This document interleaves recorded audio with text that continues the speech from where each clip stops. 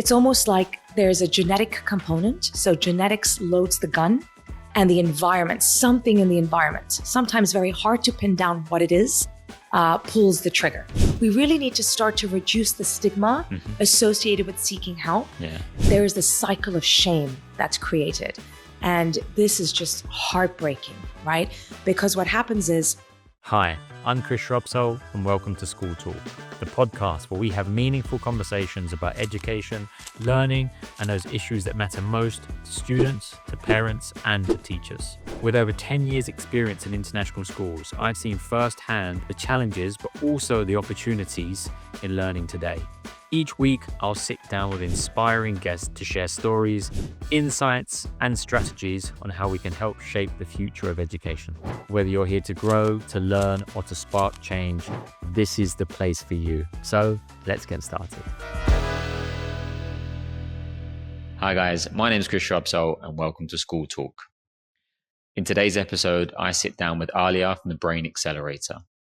We discuss ADHD, what it is, why it's so important, and most importantly, what we can do to help support children and those young people that have ADHD. Really interesting conversation, and I hope you enjoy it. Good morning. Welcome back to another episode of School Talk. This week, I'm joined by Aalia from the Brain Accelerator. So first of all, thank you for coming on School Talk. Thank you so much for having me, Chris. And today we're going to talk about you, about what you do, and we're going to talk a bit about ADHD. So kick us off. Who are you? What do you do? And what's got to where you are now? Okay. So I guess I've been in my elevator pitch is I've been in the field of changing brains for 20 years. Okay. So I'm a senior speech and language pathologist. I'm a learning specialist and a coach. And I'm also the founder and CEO of the Brain Accelerator. So I've always been in the space of working with brains and cognition. And I've always been curious about how we can optimize everybody's potential. So I'm super excited to tell you more about what we do with the Brain Accelerator. Okay, perfect. Yeah. And let's say today we're going to talk a bit about ADHD. So what is ADHD? So ADHD stands for Attention Deficit Hyperactivity Disorder. And according to the DSM, which is a manual that psychologists use, there are three components. There is inattention, hyperactivity, and impulsivity. And there can be different combinations of the three. So you can have predominantly inattentive or predominantly hyperactive and impulsive, or a combination of the two. And when we talk about ADHD, right, it's almost like there's a genetic component. So genetics loads the gun, and the environment, something in the environment, sometimes very hard to pin down what it is, pulls the trigger. Okay, because it can also be a combination of different elements that combine to create that trigger. So there can be neurobiological environmental factors. So, maybe there's less activation in certain areas of the brain, or, neurotransmitters are dysfunctional, for example, or it could be, psychosocial. So if we think about, our world right now, and our environments, there are screens everywhere. And, there's a lot of divided attention and a lot of environmental toxins in our food, etc. Maybe we're not eating as healthy as we did. We are not sleeping as well. And certainly in other environmental factors can include preterm, prenatal and perinatal factors. And there's also been a lot of research now correlating preterm babies with, conditions such as ADHD as well. And also bearing in mind that if an individual does have a diagnosis of ADHD, they tend to be a little bit more sensitive to the environment. So there are higher allergy rates, according to Dr. Gabor Mate. It just puts that into context that generally they are more sensitive to external stimuli. Yeah. Yeah. And those triggers there that you were mentioning, is that a one-off trigger that then for a prolonged period of time? Or do they get continuous triggers in different environments? So I think it's very hard to pinpoint. I think it's definitely multifactorial. And certainly it can be, one or many different environmental factors that contribute. Certainly if you have a more of a sensitive child, they are going to be prone to just, even sensorically, if they're in a loud environment or if they're in an overstimulating environment, it's too much for them to be able to manage, and given the world in which we live, given large classroom sizes, given, just screens everywhere, sometimes it's hard to get away from that. Yeah. So it's hard for that child to just regulate and get into homeostasis. Yeah, right? For sure. Yeah. And certainly the research around, preterm babies and the long-term effects of that is something that, I would encourage and highly recommend that all, pediatricians really monitor throughout the lifespan of that child in the early years, because we really do be wanting to be, to be as early in the intervention as possible. And I would say, especially from a class teacher perspective, ADHD gets misdiagnosed, or the term gets thrown around a lot. Yeah. If there's any sort of behavior, any sort of attention, lack of focus, he might have ADHD, he might have ADHD, blah, blah, blah. Big misconceptions, would you say? What are the big misconceptions? Yeah. So first of all, we know that ADHD right now, it's a big buzzword. Okay. Every day, I pretty much get calls from adults, actually, because our program also works with adults, asking for a formal diagnosis of ADHD. Yeah. So everyone's like, do I have it? Do I have it? Like, I can't focus. Like, I must have ADHD. And so, it really is a big buzzword at the moment. About 5 to 7% of children worldwide would fall into the category of ADHD. Yeah. My invitation, because it's always been about, intervention happening as early as possible. So that means that we need to be really aware of symptomology that is raising red flags. Yeah. Okay.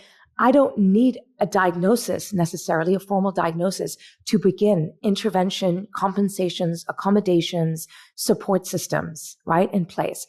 And certainly a child is not going to be diagnosed with ADHD until, the recommendation for an educational psychology assessment, and EdPsych may correct me, but, around 7, like you don't want to go too early. However, symptomology, in terms of, emotional dysregulation, impulsivity, like sensory integration challenges, that is happening quite early on. Yeah. And I think as well, even if you don't have the diagnosis, like you said there, you're still going to put those steps, those accommodations in place. Exactly. So again, from a teacher perspective, it's like, even if they have it or they don't, I'm still doing X, Y, and Z to support. Absolutely. So that's a thing to consider. Absolutely. I think that's super important, in fact. So I've always been, because I've worked with children for 20 years, that whenever we see a symptom that is causing struggle, we want to intervene immediately. Yeah. So we're not really waiting for any kind of diagnosis. And that's super important. And we will get to intervention as well, but kind of talking a little bit more about the misconceptions. So when you see, hyperactivity and impulsivity can be due to many other factors as well, right? Or coexisting factors.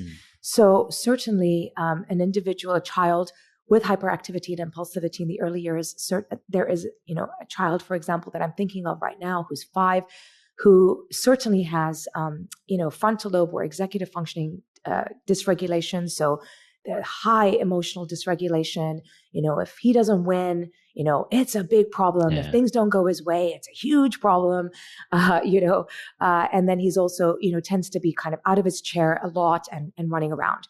So in that situation, my first steps would be to actually engage an occupational therapist.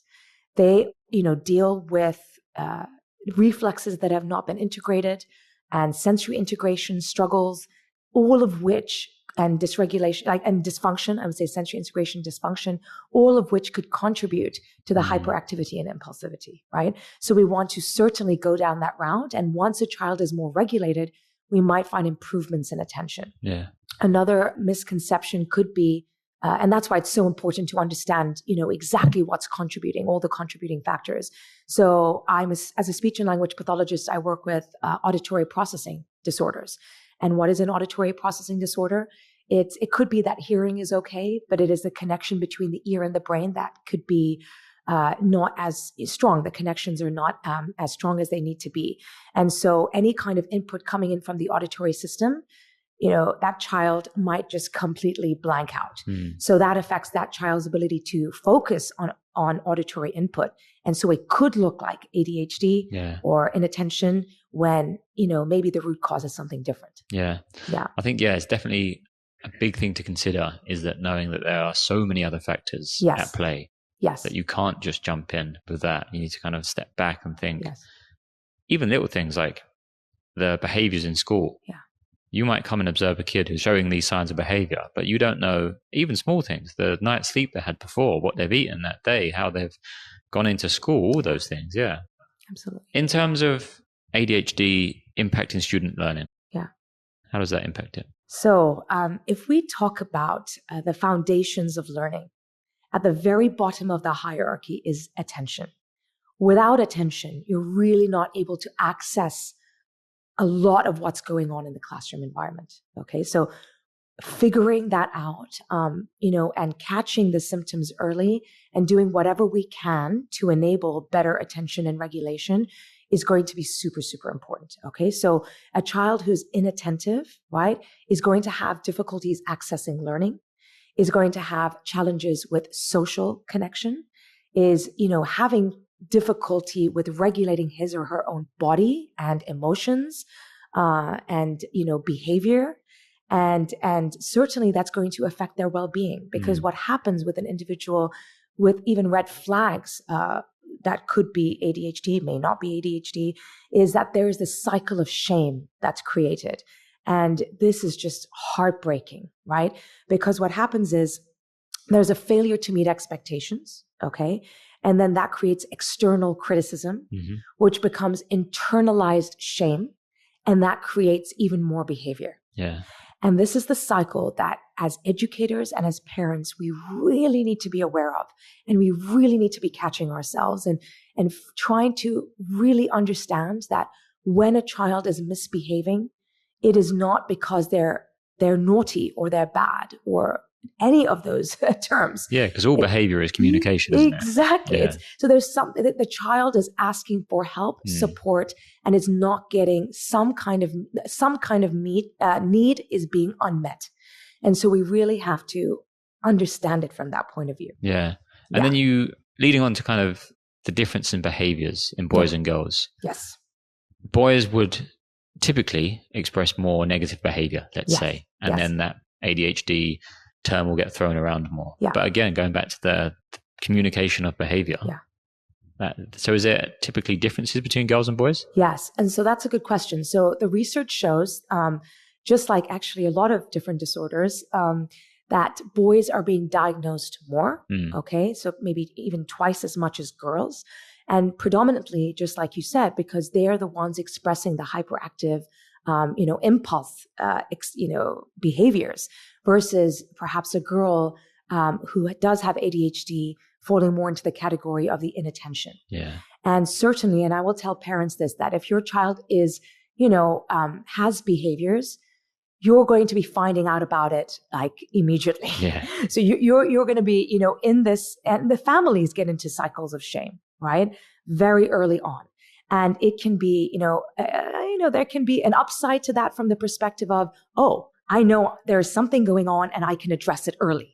Yeah. Versus what's happening with a lot of children who are not showing behavioral symptoms is that they're actually slipping through the cracks because, perhaps they're able to just get by watching the other students, and by compensating for some of, the struggles that they have, sometimes having to work 4 times harder than anybody else. And at some point it will break down. And we really need to be very astute, very aware as parents, as educators. Is my child struggling? Is my child living up to his or her potential or not? And sometimes it can just be an instinct that you have as a parent that it doesn't feel right. Like, I know my child should be able to do more than this, or it just, there's something that just doesn't feel right, and really take that seriously. Yeah. Right? Because as well, the shame you were saying there before, there needs to be a really strong connection between parents and teachers. 100%. So if you notice something 100%. At home, then don't feel the shame to not share it with a teacher. Yeah.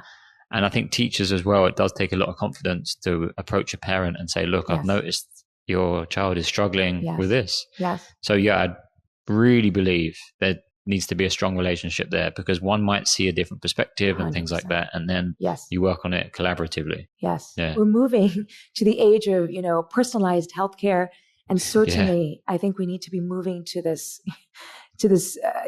personalized educational approach, right? I know it's very challenging in a classroom where you have so many kids. However, I think, assessments that a parent can access that can be very also quick in just determining where that child's cognitive profile is. Assessments like we might do with the Brain Accelerator, right? It's a 1-hour assessment. It's very quick. And it really gives you an idea of how your child learns best. What are his or her strengths? Where are the breakdowns happening? And, just based on 1 hour, we can input to the teacher and say, look, this is the cognitive profile of my child. This is what, we can consider in the classroom environment. And perhaps these are some accommodations that we can make based on this information. Yeah. And then moving on to support. Yes. Like we said before, diagnosis, no diagnosis, we can always do as much as we can to support. But at the Brain Accelerator, what do you do to support? We are a brain training program. So we focus on enhancing learning and performance by first of all identifying using what's called the Gibson test. The Gibson test is based on the Kettle-Horn-Carroll theory of intelligence, which is the same theory that is the foundation of all other psychological measures. And this assessment is also standardized according to other psychological measures, such as the Woodcock-Johnson. It is not a diagnostic assessment, so I'm not going to tell you that you have ADHD or dyslexia. Okay. However, I'm going to use the tool to understand where your child's cognitive profile based on 7 key parameters. So that would be attention, auditory processing, visual processing, processing speed, logic and reasoning, long-term memory, and working memory. So once we understand, and if you look at each of these areas like cogs that, they work together, that if you have, a weakness in just one cog, it can affect the output. And so it can be that, you're seeing this as, oh, this child is not good at math, or this child is not good at reading, or, that could be the output. However, it's my job to understand, well, wait a second, let's not jump to that conclusion until we really understand why is it? What is the root cause of that struggle? Yeah. And certainly when it comes to attention, the intervention that we engage in, we have 4 different programs. One's called Accelerate RX, which is for younger kids from 4.5 all the way up to 7. And then we have the Brain RX program, which is from 7 all the way up to adulthood, to even 110. And then we have a math program and a reading program as well. And every single second the child is in the room, we are working on attention, on selective attention, sustained attention, divided attention, executive functioning skills, pretty much every single second that the child is in the room. And so we could call it a non-medical way of working on the brain pathways and enabling them to become better and stronger. And so 50% of individuals, that we've surveyed say that they don't, need medication afterwards, or they don't need to go back to as strong of a dose of medication after doing the program. So that's wonderful. Yeah, definitely. Yeah. And those pathways there that you're talking about, do you think they should be taught to all students in terms of how we learn today is so different to how we learned probably 20 years ago? It was just from a book. It was from a teacher. Now there's so many different resources you can have, screens, predominantly even one of the main ones. Do you think we need to learn that attention, the sustained attention, all of those things you just mentioned? Yeah. Look, absolutely. There are 2 different parts to what contributes to someone's, let's say, intelligence. Okay. There's the knowledge base, which is the information that we acquire over time, our specialty areas. At A levels, we're getting deep in, certain subject matter. Fantastic. And then we actually have the other side, which is the intelligence quotient, okay, our processing speed, almost our own brain's AI power, okay? And in this world where we are living in, information overload, knowledge is available to anyone, right? We actually really need to enable the processing power of our brain to be able to learn new information a lot more efficiently, a lot more effectively, and to be very agile because our world is changing exponentially. And so the invitation that I have to parents, to educators, to really think about moving into this new age, we really have to have strong processing abilities in our brains. And it's all those areas that I mentioned. And so, how do we access them? Neuroscience, talks about how there are certain environments that are critical in order to build these pathways in the brain, right? And in order to create these super highways that, then become, whenever we use them, they just become stronger and stronger and stronger. And once you've set them up, right, in intensive environments, where there's limbic friction, we call it limbic friction, learning to change your pathways and to make them more efficient is not supposed to be in a state of flow. It's not easy. Yeah. You are in limbic friction. It's supposed to be hard. And actually, Dr. Becky Kennedy talks about it as well. She says the learning journey, it's, you want to go from point A to point B. And in between, it's up and it's down and it's hard and it's challenging. And it requires a lot of that growth mindset, 100%, yeah. And then once you've established those super highways, right, you can go from Dara to the marina much more easily. So you're never going to need to use those inside roads anymore. Yeah. And so in order to build those pathways, we need intensity. We need, the child or the individual to be challenged, to be, sitting at the edge of their seats, and to be constantly, working out their brain and getting their brain to sweat. And that's what we do. Yeah. Fantastic. Yeah. Amazing. Yeah. And then that leads on to, that's what you do within schools. I think the big thing for me is, had a guy on the podcast the other day. He said he had a handshake when he was teaching, a handshake for every kid in his class. Other teachers called it lame. He was like, it engaged them the second they walked into the classroom and they were ready to learn. And I think sometimes with certain students, you need that buy-in. You need that, what do they love that's going to mean they're going to be engaged? Yes. And I think sometimes catch-22, some boys love gaming. Yeah. How do we incorporate that, but without doing too much screen time or things like that? So from a school perspective, how do we support those kids with ADHD? Yeah. So look, I think as educators, we also need to be aware of, how to make and constantly be working towards, let's say, supportive and inclusive environments, okay?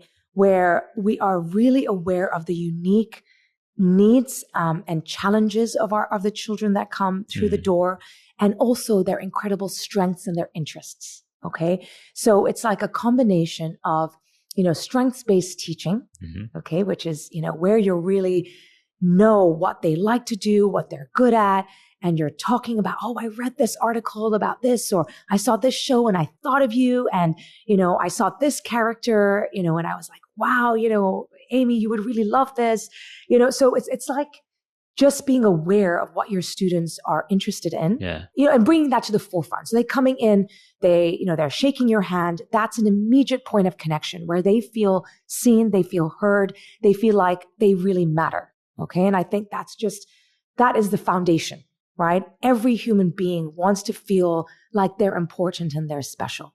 Okay. So that handshake to me is game changing. Yeah. It's something so simple and yet something so profound. And so certainly having that kind of personal relationship with your student is going to be really important. And then when it comes to the areas of weakness, I love the way one of my parents talked about it. He runs a team, an international team, and he talks about how the reason you have a team is because, of course, nobody can be 10 out of 10 on everything. You need a diverse team. There's strength in diversity. Yeah.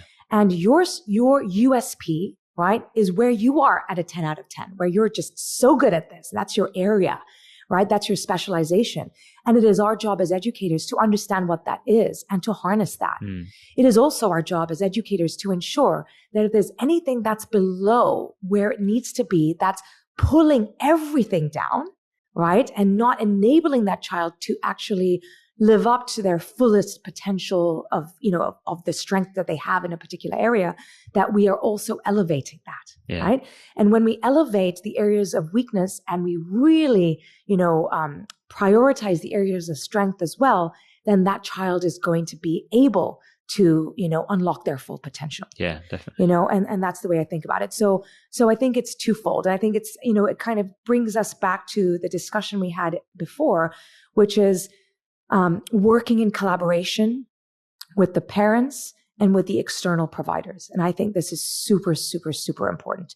So the regular meetings, when you do have a child, where you're working on uplifting areas of weakness, it can be that you're unable to, directly address the root causes at school. Certainly, you're able to make accommodations and compensations, which you should be doing. However, when it comes to actually targeting the root causes, you might need to refer out. Yeah. And that means that the team for that particular child, that particular child X, means that team and the stakeholders include the parents, the school team, as well as the external providers. So really including them in the discussions that you have every term, the IEP meetings that you have every term, and bringing them into that conversation, I think is super, super important. Yeah. Just for some context, those IEPs are a document that you give to a child or give to a family and say, look, these are the accommodations that we're putting in place. Every term they're reviewed. Have the targets been met? Have they not been met? What are we doing to support those targets? Yeah. And then it's just that shared between everybody who teaches that child within the school. Yeah. So you have that consistent approach in your English class, but also your PE class and things like that. Yeah. Absolutely. So that's from what you're doing. That's from a school perspective. If a parent's worrying at home, how can parents support in this? And again, diagnosis, no diagnosis, you're noticing certain behaviors. This could be for anybody. What would you say there? So I really, really encourage parents to be guided by their intuition as much as they are guided by, developmental milestones that they should be aware of course. And as much as they are also guided by the school and, and their doctors, let's say, because sometimes, there are aspects of your child's development that are being missed. And if you don't catch it, right, your child may fall through the cracks, right? And I think that's just a very, very important point, is that we all need to be on top of just on our feet, So educators are doing their part, parents are doing their part, and together, right, we're going to ensure that, every child is where they need to be. So it is a partnership. It is not, a dependency on one system. Yeah. Right. I do know, and I've worked therapeutically with many families as well, where sometimes it's like, okay, well, there's something that's going on with my child here. I'm dropping, them off for speech therapy and I'm leaving. Okay. No, this is a partnership. We need to work together. It's a collaborative approach. 100%. 100%. Right. It is a team effort. And so, if you do have any suspicions, I would say that you want to go to the most believable source when it comes to what you're concerned about, right? So for example, if you are concerned about your child's speech and language development, let's say, right? Yes, you can talk to your pediatrician. Yes, you can talk to the teacher. However, a deeper and more informed source would be a speech and language pathologist, because that's their area of specialization, right? So that's who I would talk to, right? If you are concerned about your child's, misbehavior. So for example, if we take ADHD, and there is hyperactivity and there is impulsivity, right? And you're like, I'm seeing this at home. It hasn't been flagged at school yet, but I'm just concerned about this, right? It would make sense to perhaps see a developmental pediatrician, right? I think that's a really great place to start, because they're very much aware of all the red flags. Yeah. And they can certainly point you in the right direction, right? Is it a speech therapist that you need to see? Is it the occupational therapist? Is it that we want to do some testing to see where your child is at? Yeah. And that's where I would start if your child is in the early years and you're not sure what to do. Yeah. And then we're in a very fortunate situation here in Dubai that you do have access to all of these experts, which is, fantastic. Yes. And I think one thing for me to add on to there is, if you're going to a new school, if you've gone from a nursery setting to a school setting, don't hide these conversations. Because I've got a really good friend who works at Jess, and she went to see a student who they couldn't accept at Jess, not because they didn't want to, but they didn't have the accommodations for. Yeah. So if you hide these learning needs and they go into a school and then the school can't accommodate them because there's other students, they're potentially going to fall even further behind. Yeah. So being open about it in any entrance papers you give or something like that, again, is just going to help the whole situation, because again, being transparent is just going to make it so much easier. Yeah, I completely agree with you. And I do know as well that a lot of parents are so scared. Yeah. Right? They're very scared. Well, it goes back to that shame part, doesn't it? It's not their fault, but they think that. Yeah. And it goes back to that shame and that idea that if my child doesn't get into a regular school, a mainstream school, the best school, then there's some, I'm worried about their future. I'm worried about what that means about my parenting. I'm worried about what that means for how this is going to play out for my family and for my child. And what do I tell the neighbor next door? And what do I tell my parents? And so, it really is about you being in your own lane, right? And I think the earlier we are able to understand the profile of your child, the better, the more effective we're able to provide the opportunities for your child to thrive. And if you think about it, I mean, education, yes, of course, there's competition and then there are high achievers, etc. Ultimately, we want your child to be the best that they can be. And we want your child to be, to have excellent well-being and mental health. And, to be able to unlock all of their potential. And so if we look at it from the larger goal, rather than, something that may be skewed by, what we think education should be or education should look like, and we detach ourselves from that, then we're actually able to see opportunities that may fit our child better. Yeah, for sure. Yeah. I read something from Ed Sheeran earlier. He was saying when he was growing up, he really struggled with communication. He knew what he wanted to say, but he didn't know how to say it. Yeah. And he said there were so many people trying to change me. He's like, you're the best version of yourself. Yeah. So just carry on being you. Yeah. And then, that support part is what got him through. So we 100% need to push the support part. Yeah, definitely. No, definitely. And I would say I can going back to the educational system and the school.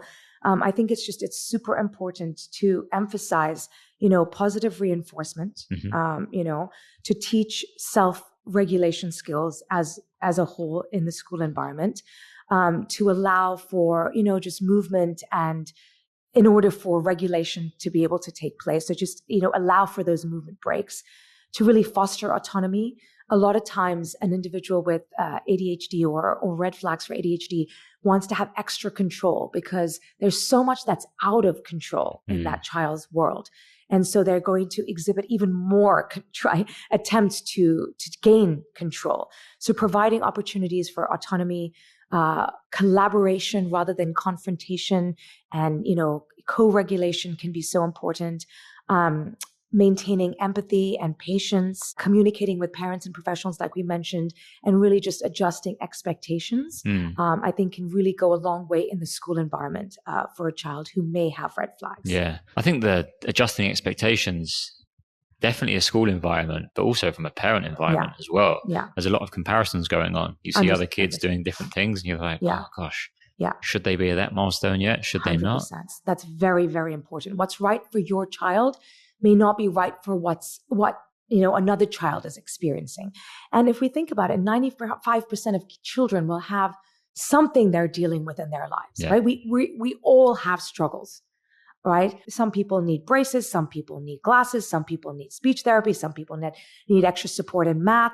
We really need to start to reduce the stigma associated with seeking help, and start to feel empowered as parents to make the decisions that are right for our kids without constantly looking into the next lane. Yeah. We are in our own lanes, and it's okay.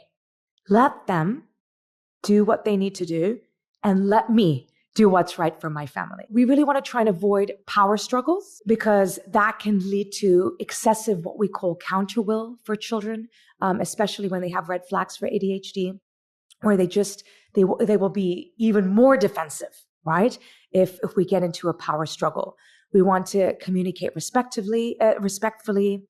We want to prioritize predictability and consistency, repair quickly, reduce unnecessary pressure. So this also goes back to that comparison piece that my neighbor, he's in, his child is doing 10 activities after school. I should do the same.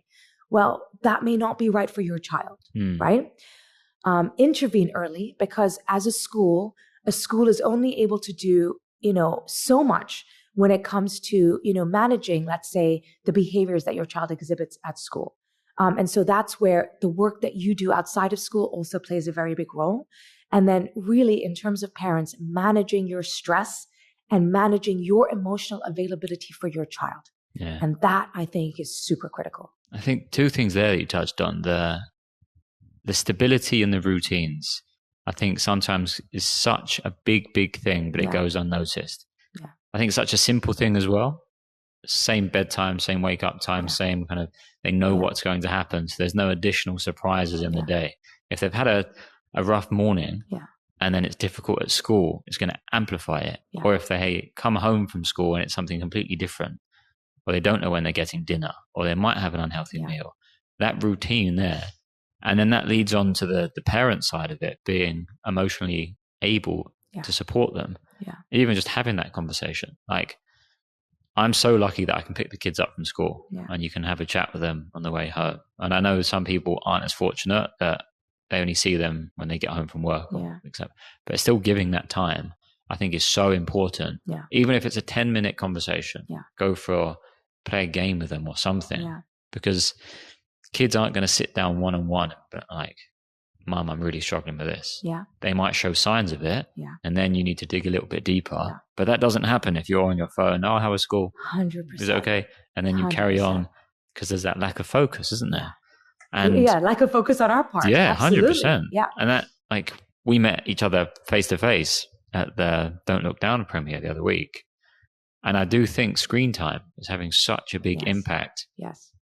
The focus there was on teens, but I also think so many adults have a struggle with it as well. Oh, yes. And I think Helen Farmer, who was presenting it, she gave the example of like, oh, why are you not playing with this? When a parent does that, but they're on their phone telling someone to not be on their screen. So it's a real struggle. It is. And I think I don't know one specific way to answer that struggle, if I'm honest. Yeah. That we have to have devices and phones and things like that, because that's the world we live in now. Yeah. But having to balance it with communication with our kids, it's tricky. I 100% agree with that. And, you know, it comes down to bringing consciousness into the decisions and the behaviors that we make every day.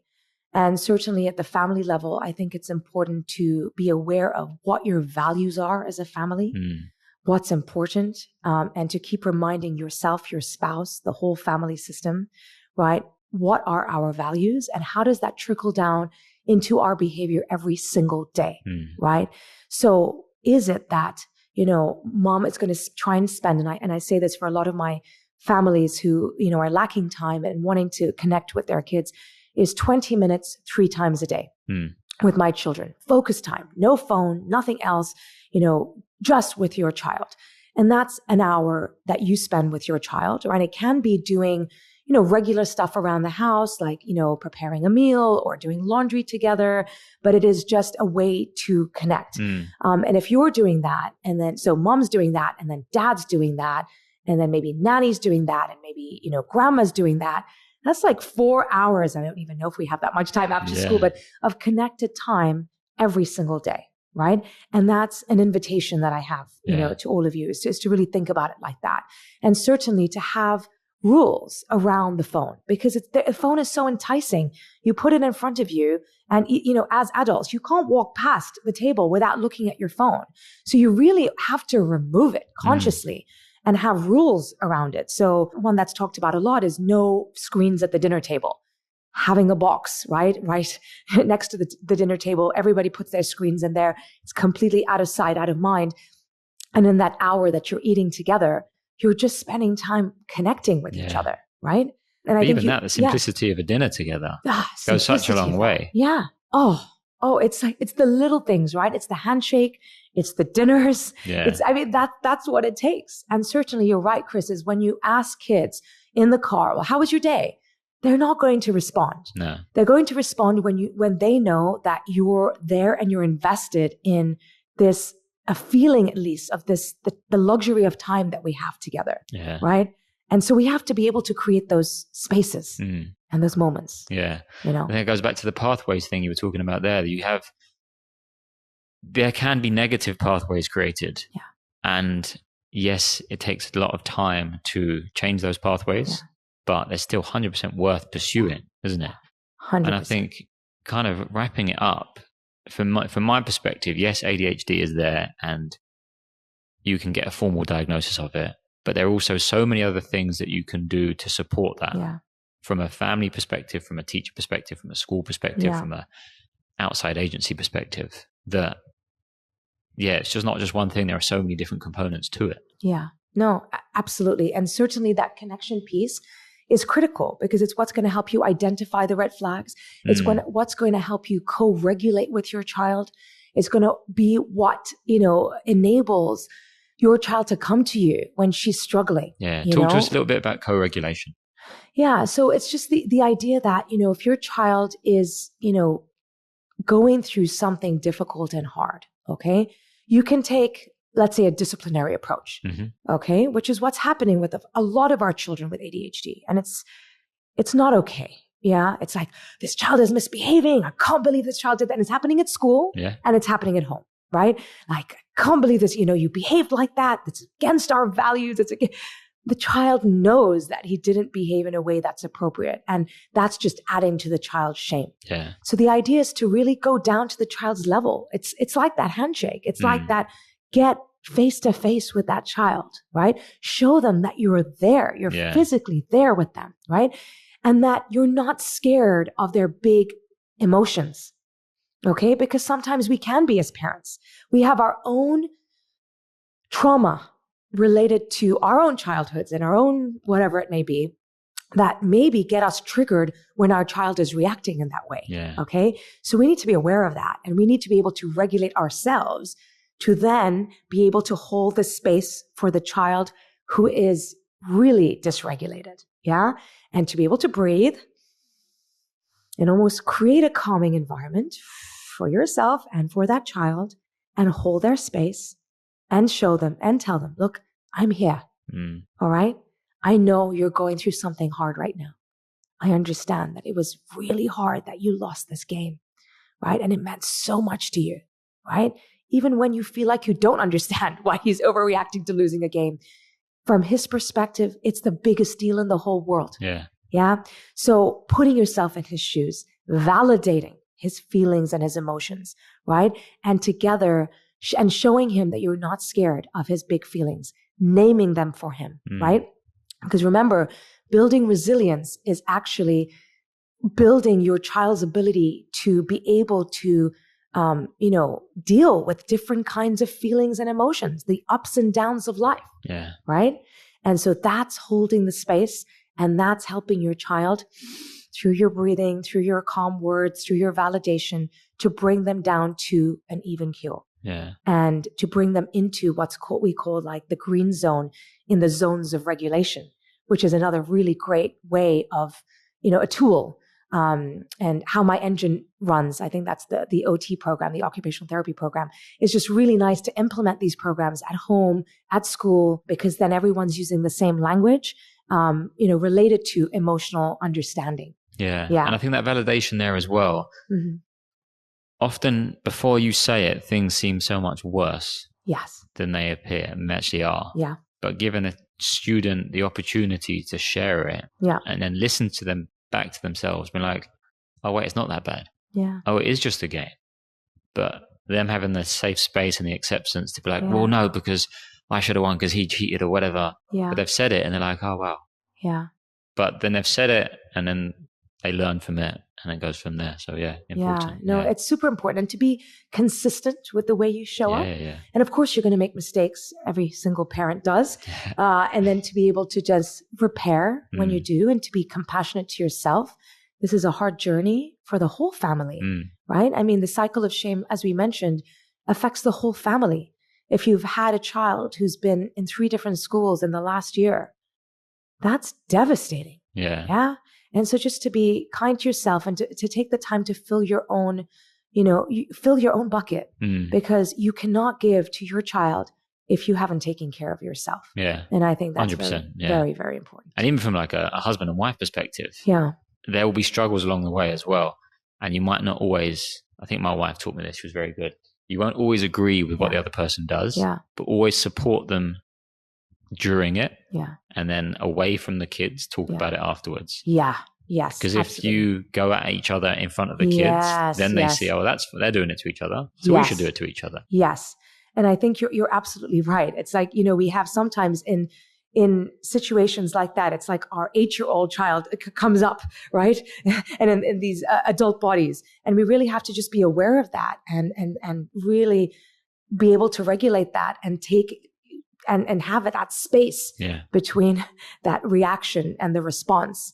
And have enough awareness to be able to take it, to the conversation with your wife rather than, in the moment. And it's not easy. No, it's not. None of this is easy. I think that's the big thing. It's not an easy topic. It's not an easy conversation to have. So absolutely. Perfect. Thank you so much for coming on the podcast. Much. That's been a really interesting conversation. I think there's so many things in there that people just don't know about. Yeah. Quite simple things as well, but just hearing an expert like yourself saying them and how they can contribute to making things better and being a more supportive environment is fantastic. So thank you so much. Thank you. This has been School Talk. Again, if you would like to reach out to Aalia and the Brain Accelerator, I'll leave all the information on the show notes and I'll tag her in all our social media posts. But again, thank you so much for watching. You can now watch this on YouTube, which is all very cool. My name is Chris Shubsole. This has been School Talk. Bye for now.